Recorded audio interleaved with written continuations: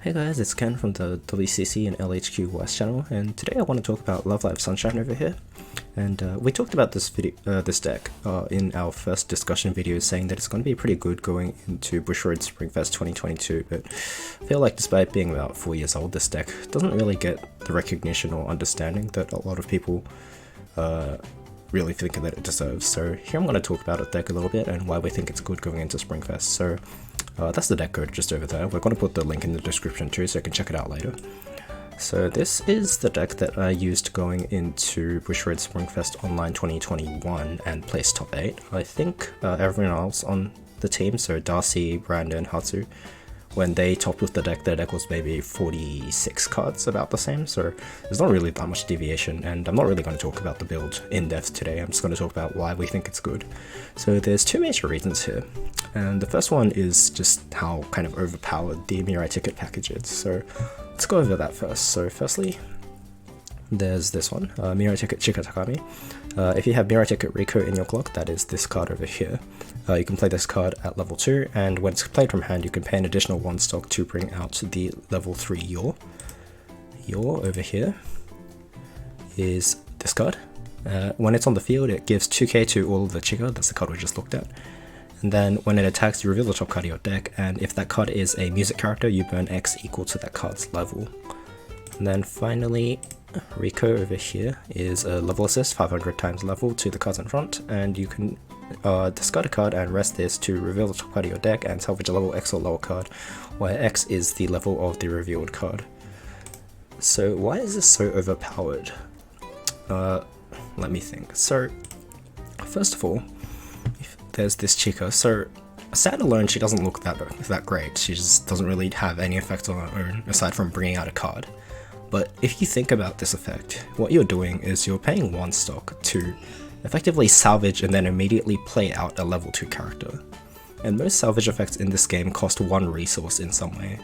Usually stock, but sometimes you can clock a card to get a card from your bin, sometimes you just discard a card to get a card from your bin, but in any case it's definitely 1 resource to get the card into your hand, and then you're cheating the 2 stock that you'd usually have to pay to get the level 3 Yor on the board. So already in terms of card advantage, this card is pretty high spec. You're doing what's effectively a 5 stock play for 3 stock, and that's not even counting the part that both of these cards are early plays. And then this Yor has an effect which burns for, or potentially burns for free each turn. I think the chance of this card hitting blind is about 50%, roughly, give or take a bit. But you also get the top check of the Rico effect, so you have better odds than 50% if you only have 1 copy.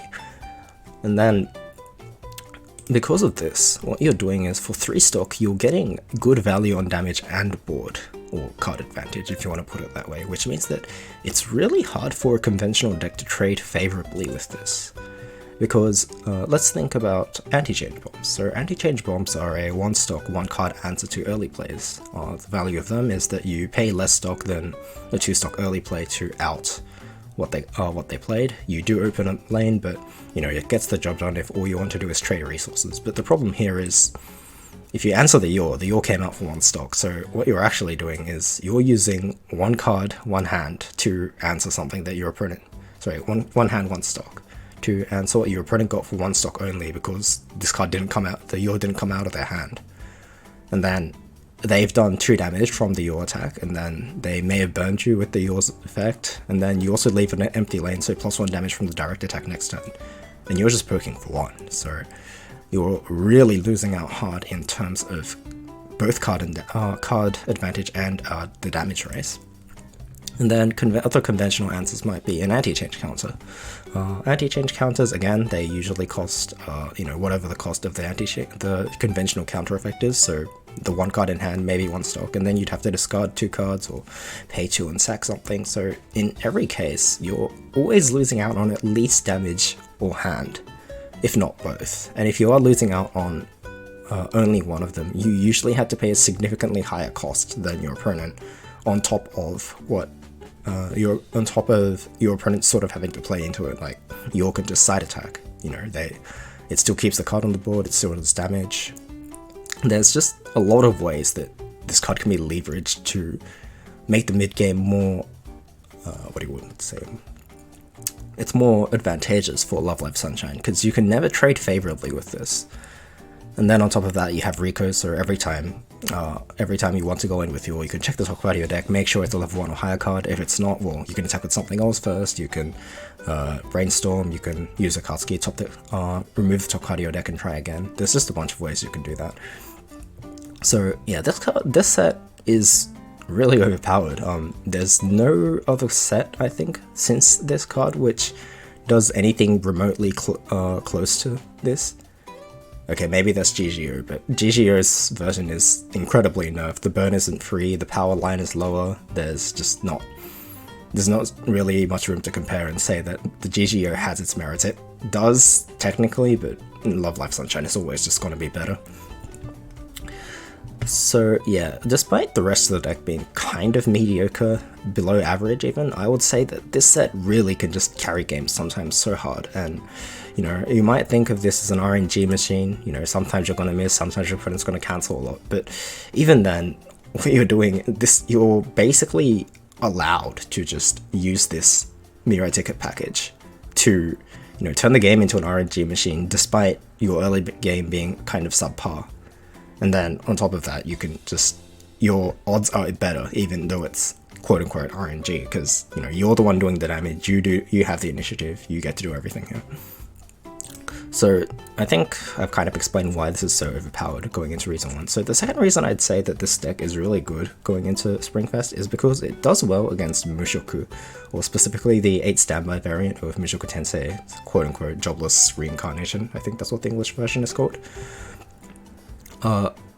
Just kind of naturally, and Mushoku I think is probably the deck that everyone thinks is the best deck, or everyone who doesn't think Mushoku is the best deck would say that everyone else thinks that Mushoku is the best deck. So it's still the deck to watch out for. And what Mushoku does a lot is it puts out its 1/1 level 1 combo, which I think we'll put on the screen in a second.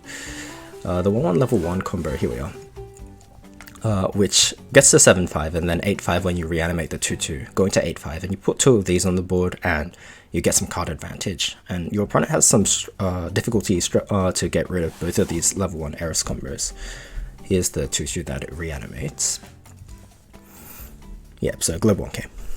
And then when your opponent struggles to get rid of both of these 8/5s on the board, they kind of just snowball with that card advantage. They might struggle again next turn unless they pay stock. You get to move your 2/2 up, you might trigger another standby and make your front row even stronger, etc, etc. But, so most decks would struggle to get rid of this while doing that level 1 combo. Chika, the not Mirai Ticket Chika in this deck, is a level 1 bomb with an on-reverse salvage combo, which means that where most other decks would have to play a level 1 bomb to fight their opponent's stuff and then give up on their own level 1 combo, meaning that they're kind of in a disadvantage when dealing with Eris, Chika can do both at the same time by being a bomb and a level 1 combo, so you can quite easily out your opponent's stuff while setting up for your level 2 game. And then once you hit your level 2 game, Chika plus Yor plus Rico in the back makes 13/5 on Chika and 11/5 on Yor. Sometimes you go double of these two, so you go 15/5 on 2 Chikas plus 1 10k Yor, but the next Yor moves up, so you can really just crush Mushoku's board if they don't stand by a lot after you answer their level 1 combo. So those are 2 major reasons I would say that Sunshine is good. So I think I'll finish off with some ways to deal with Sunshine. So one of the major ways to deal with Sunshine is to send the early plays to memory. The reason that it's memory is because if you send it to any other random zone, if you send it to the bottom of the deck, your opponent will probably go through their deck. Make sure that they can trigger the bottom card of their deck as a level 3 and then burn you for 3 with the next Yor that they play out, so that's not very favorable. If you send it to stock, the next Chika can just pay it out of stock and bring it out again, so while you did technically out the card, it doesn't really hurt Chika in terms of card advantage. If you send it to Waiting Room conventionally, obviously it can be pay 3 on good, but there's also this Kanan which can send itself to the Waiting Room from the backstage to save something that will send to the Waiting Room from the front, so it's an easy way of just keeping Yor. You don't really want to just conventionally reverse it. So ultimately, if you send it to memory, it's probably the easiest, most secure way of doing it, but unfortunately I believe the only deck that can send yours to memory quite reliably is 8 standby SAO using the Attacking Waves Arsenal support. and then an early play, so that would be about 13k, and then you would need another 1.5 just so you can break past the 11.5 with level support plus 3k back counter line. The second way I would say you might be able to deal with Sunshine is to take advantage of the slower early game. So as we said earlier, the rest of the deck, aside from the Mirai Ticket package and maybe Kanon, is pretty mediocre. You don't really want to stay on the early stages of the game playing Sunshine that long. So if the early game kind of just drags out for a bit, Sunshine tends to kind of try and recover and hold on to some checkers, maybe use the level 1 Ruby to just fix hand and make sure it can make enough attacks each turn.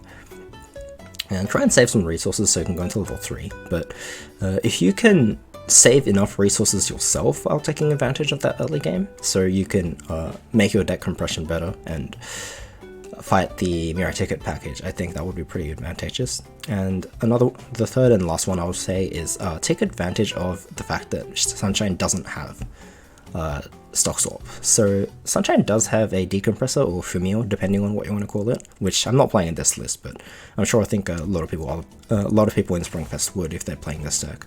But it doesn't have stock swap, so if you manage to build a lot of stock in the early game, you can keep it clean, just sit on that stock, and if you can cancel enough times against Yor, I would say that you have a good chance against Sunshine, because once they hit level 2, they kind of have to start breaking compression, unless you yourself don't have stock swap, to push the damage into you with Yor. So yeah, that's probably what I'd say. So just to sum it up, strategy 1 is to send Yor to memory. Well, not just Yor, ideally Chick as well, but the level 3 early plays to memory. Then strategy 2 would be to take advantage of a slow game, and strategy 3 is to try and build some stock compression, which Sunshine can't break. So that's my kind of loose thoughts on Love Live Sunshine and why I think it's good going into the next meta, but let me know what you think in the comments if you have any disagreements, especially if you think that you've got like the right Mushoku list to defeat Sunshine. I would like to know, because maybe I would take Mushoku to Springfest, who knows. But yeah, there's quite a lot of things to discuss about this deck, I think, despite being quite a bit old and not so recognized. So yeah, that's about it. We'll see you next time. Bye.